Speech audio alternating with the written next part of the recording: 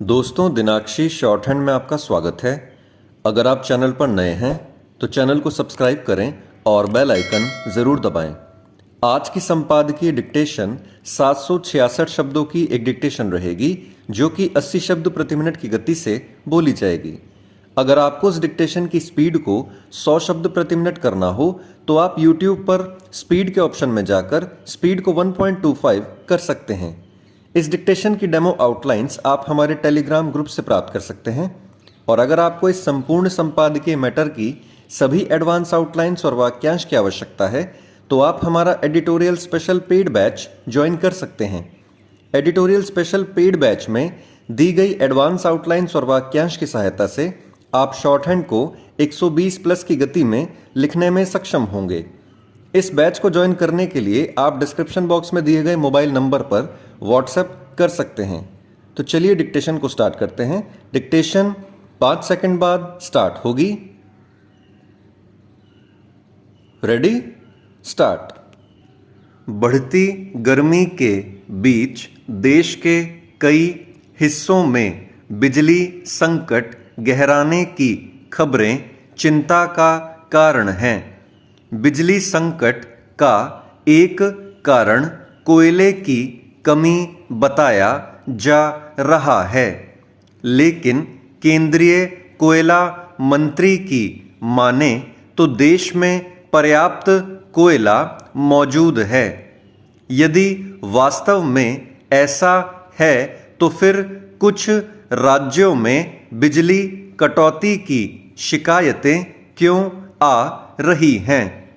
प्रश्न यह भी है कि यदि कोयले से संचालित बिजली घर उसकी कमी का सामना नहीं कर रहे हैं तो फिर रेलवे को कोयले की ढुलाई के लिए विशेष व्यवस्था क्यों करनी पड़ रही है?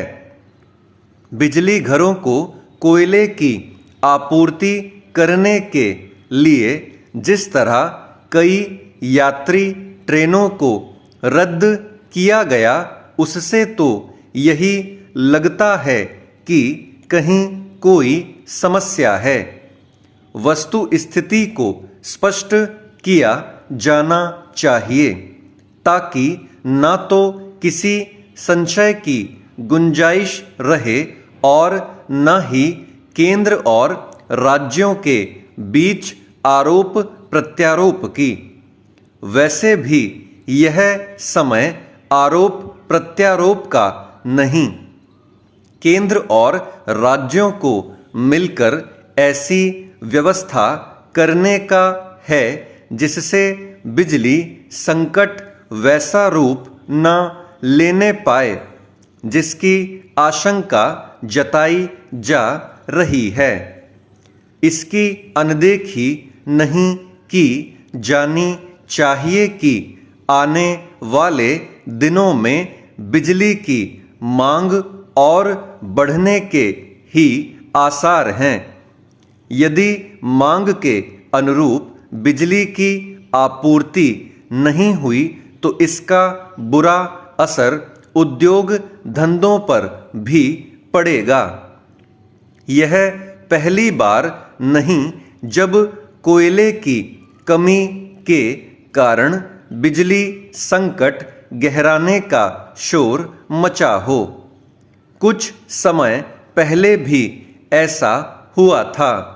संयोग से तब समय रहते बिजली संकट को गहराने से रोक लिया गया था। तब कोयले की कमी का कारण बारिश में उसका भीग जाना और समय पर उसका आयात न किया जाना था। इस बार यूक्रेन संकट के कारण अंतर्राष्ट्रीय बाजार में कोयले के साथ साथ गैस के दाम भी बढ़ गए हैं। इससे गैस आधारित बिजली संयंत्र भी वैसे ही संकट से दो चार बताए जा रहे जैसे कोयला आधारित बिजली घर। यह संभव है कि बिजली कंपनियां महंगे कोयले का आयात करने से बच रही हैं, लेकिन अंतर्राष्ट्रीय बाजार में कोयला महंगा होने का यह मतलब नहीं हो सकता कि बिजली का उत्पादन कम कर दिया जाए, और वह भी तब जब उसकी मांग बढ़ रही हो, क्योंकि अपने देश में बिजली का अधिकांश उत्पादन कोयला आधारित बिजली घरों से होता है। इसलिए कोयले की आपूर्ति पर विशेष निगरानी रखी जानी चाहिए।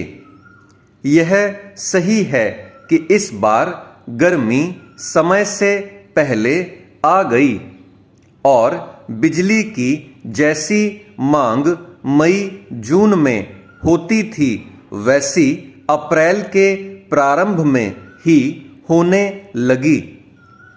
लेकिन बिजली कंपनियों के साथ सरकार को यह आभास तो होना ही चाहिए था कि गर्मियां आते ही बिजली की मांग बढ़ेगी। चेंज। हरियाणा के फतेहाबाद की जाखल निवासी 58 वर्षीय विधवा माया देवी को समाज कल्याण विभाग के पोर्टल पर मृत दिखाकर उनकी पेंशन रोक दी गई, तो यमुनानगर के 9 लोगों का परिवार पहचान पत्र पर मृत दिखा दिया गया। अब ये सभी स्वयं को जीवित दिखाने के लिए सरकारी कार्यालयों के चक्कर काट रहे हैं। संभव है कि भागदौड़ और प्रयासों के बाद ये जीवित लोग अभिलेखों में भी जीवित हो जाएं, लेकिन मृत दिखाए गए जीवित लोगों को जो पीड़ा और अपमान झेलना पड़ा, उसके लिए कौन उत्तरदायी है, यह निर्धारित किया जाना भी आवश्यक है। पिछले वर्ष एक फिल्म आई थी कागज, जिसकी कहानी उत्तर प्रदेश के आजमगढ़ जिले के लाल बिहारी तिवारी नाम के पात्र के साथ घटी इसी प्रकार की घटना पर आधारित थी। वैसे कागज फिल्म तो केवल लाल बिहारी तिवारी की कहानी है। हरियाणा में भी लाल बिहारी तिवारी जैसे लोग बड़ी संख्या में हैं। कुछ अभिलेखों पर मार दिए जाने के बाद स्व प्रयासों से पुनः जीवित हो गए, तो कुछ आज भी जीवित होने के लिए संघर्ष कर रहे हैं। लेकिन उन कर्मचारियों को इससे कोई क्षोभ नहीं होता जो इसके लिए उत्तरदायी हैं। वे स्वयं को सर्वशक्तिमान समझते हैं। पटवारी किसी की संपत्ति को किसी दूसरे के नाम कर सकता है। अब जिसकी संपत्ति हड़पी गई है वह राजस्व विभाग के न्यायालय के चक्कर काटे। पटवारी तो उदाहरण मात्र है, अन्य विभागों के लोग भी ऐसे अपकृत्यों में पीछे नहीं रहते। पुलिस किसी निर्दोष को गंभीर अपराध में जेल भेज सकती है। अधिक से अधिक यह होगा कि संबंधित व्यक्ति न्यायालय से दोषमुक्त हो जाएगा। वैसे ही जैसे कोई व्यक्ति 4-6 वर्ष कार्यालयों के चक्कर काटने के बाद जीवित हो जाएगा, लेकिन उनके जीवन को नारकीय बनाने वाले कर्मचारी के जीवन पर कोई प्रभाव नहीं पड़ेगा और वह अपने अपकृत्यों की पुनरावृत्ति करता रहेगा। ऐसे अपकृत्यों की पुनरावृत्ति न हो, इसलिए ऐसी व्यवस्था की जाए कि ऐसा करने वाले कर्मचारी को सेवा मुक्त कर कारागार भेजा जाए। जो पीड़ित हैं उन्हें भी ऐसे अपकृत्य करने वालों को दंडित कराने के लिए हर संभव प्रयास करने चाहिए। स्टॉप। दोस्तों, डिक्टेशन अच्छा लगा हो तो वीडियो को लाइक और शेयर करें और चैनल को सब्सक्राइब करके बेल आइकन जरूर दबाएं। इस डिक्टेशन की आउटलाइंस आप हमारे टेलीग्राम ग्रुप से प्राप्त कर सकते हैं। तो चलिए अब आपसे अगली वीडियो में मुलाकात होगी। तब तक के लिए धन्यवाद।